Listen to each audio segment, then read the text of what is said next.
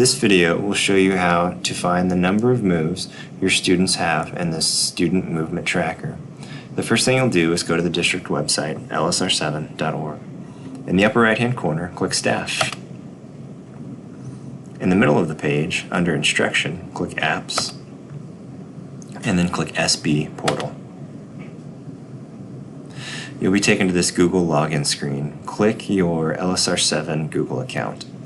I'm not going to click mine today because I want to show you Michelle Blackshear's account so you can see teacher access.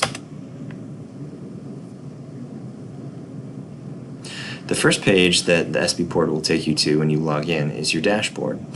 This one's slowly loading. There we go. So we have the her movement data from today. So around 9 and 10 a.m. she's got a couple moves. Both are dangerous. She had 3 moves that were dangerous at 1 p.m. and these are all sample moves that I made earlier. So I'll delete these later.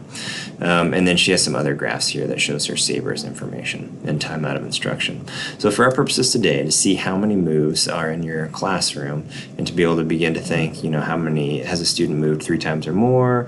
Do I need to take them to the behavior support team? What classroom accommodations can I begin to try?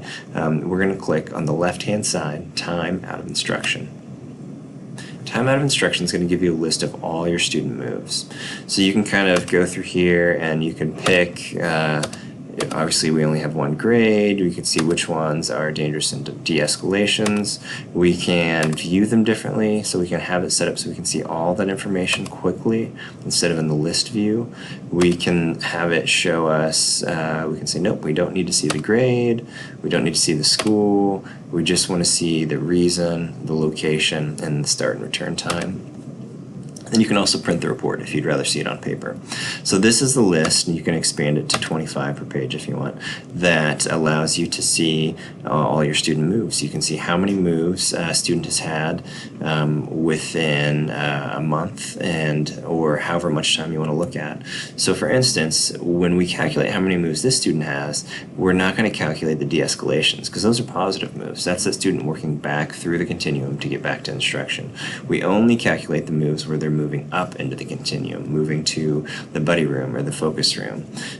So this student has 1, 2, 3, 4, 5, 6 moves, and this is all in 1 day, but these are sample moves.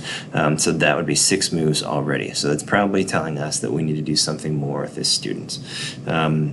And that's how you can find out how many moves. If you click on a student name from this page, it's going to take you to that student's particular page.